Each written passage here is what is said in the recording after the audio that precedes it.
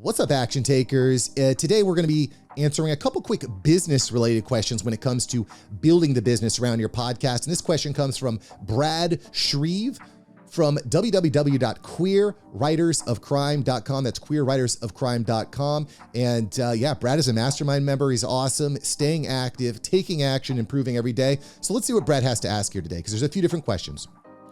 First question from Brad here. Mark, are guest release forms necessary?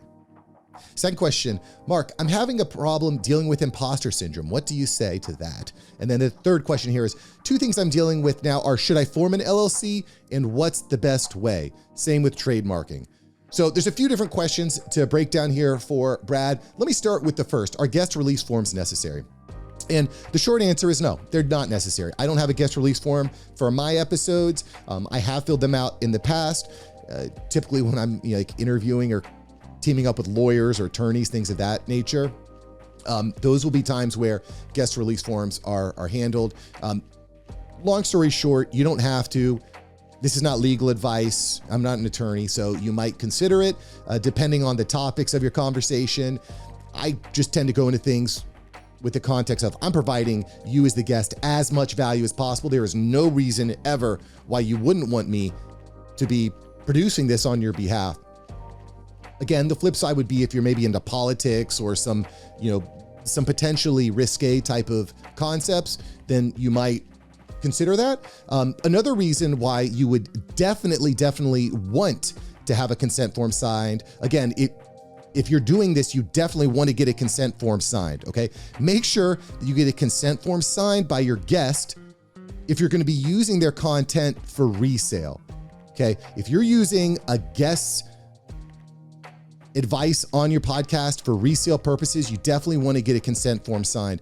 And a perfect example of this would be maybe you're going to be hosting a course. You're creating a course and you want to share guests' input on your course, or maybe even selling a book. If you're using them as a key driver or sales point, you want to get their John Hancock, their signature to sign off on a consent form. I know I would do that. I would not like it if someone brought me on their show as a guest and then resold all my advice and repurposed it as a course. I would not like that unless I was getting a piece of the pie. So if you're planning on monetizing directly their advice and their likeness, probably a good idea to get a consent form signed.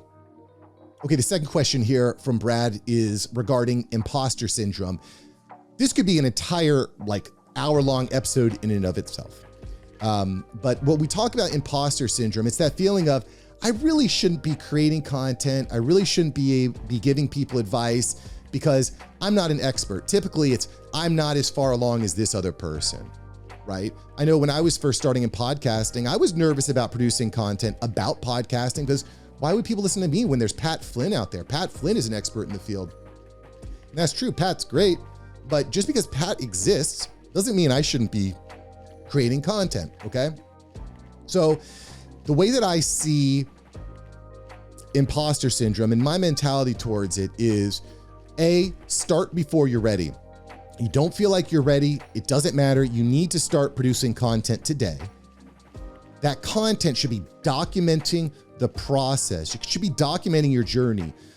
I look back on my old videos from 1, 2, 3, 4 years ago, and I'm like, wow, I have come so far. You should feel like that. Frankly, sometimes I feel like that every month. I look back a month ago, I'm like, wow, I've come a long way. You should always be feeling like that because it's a journey. You're always getting better. So start before you're ready, document the process, talk to your audience about what you know, because you are definitely farther ahead from other people. Bring them up to speed. Even if you're just a step or two ahead of them, that's okay. You can bring them up to your level or even beyond it potentially by sharing what you know. And so those are my key takeaways from that. Here's the problem with imposter syndrome. I feel like most of the time when we say this to ourselves, I'm not ready because I'm just not ready. Most of the time that we use imposter syndrome, it's used as an excuse.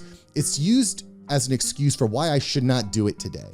I can't do it today because I'm not ready. I feel like an imposter. And that's a really dangerous place to be because today becomes tomorrow, which becomes 2 days, which becomes a week, a month. And then before you know it, your life's passed by and you've actually never even started.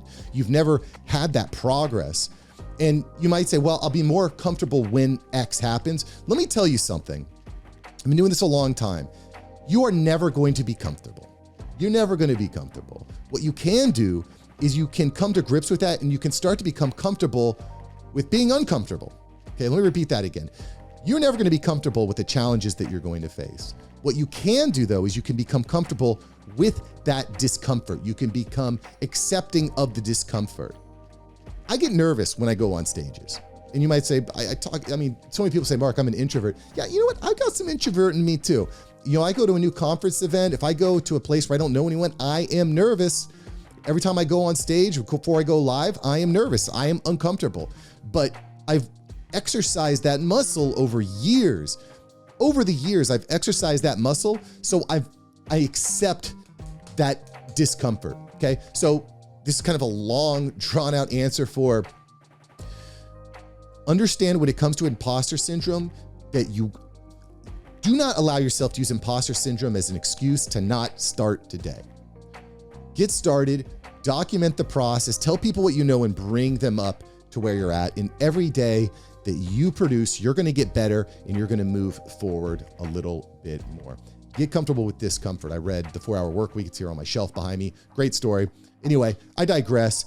Don't let imposter syndrome be a reason why you don't get started. Because if you do use it as a reason not to get started, it will be a shadow over every single step forward that you try to make. Right? It's just going to weigh you down. You're not going to be able to really get the leaps and bounds you want. So imposter syndrome. All right. That's the PG way of saying it. Okay. Last question here. Should you consider setting up an LLC? What's the best way? Same thing with trademarking. So I think trademarking is not my area of expertise. Okay. I don't think there's necessarily a problem with trademarking. I think it's maybe a good way to go.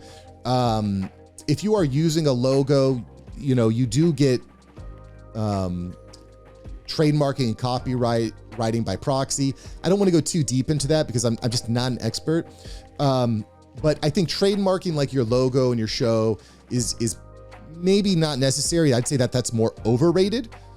However, creating an LLC for your business, I think is a great idea. Setting up an LLC is a great idea. It's not very expensive, at least here in the state of Florida. You'll need to look at your state laws or your country laws, how that operates. But by setting up an LLC, by incorporating, it allows you to separate your personal expenses with your business expenses. And there's a few advantages to doing that. I know here in Florida, I'm able to write off a lot of my expenses. I'm able to write off my cell phone bill, internet, home power and electric. Gas can be written off. There's just a lot of expenses that you're able to write off because you can claim them as a business expense. I run a business out of my home here. And so a lot of the expenses that I incur as a homeowner, I'm able to write off on my taxes. So there's a lot of advantages there. At least here in Florida, it's not a lot of money to incorporate. It's like $100, then a couple, $100 after that. So there's a lot of advantages and a lot of benefits to setting up an LLC. Again, you probably want to do some research online, maybe talk to a banker in your area, maybe talk to an accountant to get a better understanding of how an LLC can help you increase your revenue and turn your passion into profit. Wow, Brad, thanks for the awesome questions today. Make sure you check him out at thequeerwritersofcrime.com. And if you're looking for more support, if you're tired of wasting time podcasting, you're ready to actually make some real money, to actually make steps, move your life forward, what are you waiting for? Join our mastermind program. It's $50 a month. Join our mastermind. You're going to get more access to me, more access to resources, great people. And I don't know what you're waiting for. Join us. Click the link below. All right, take action. See you next time. Peace.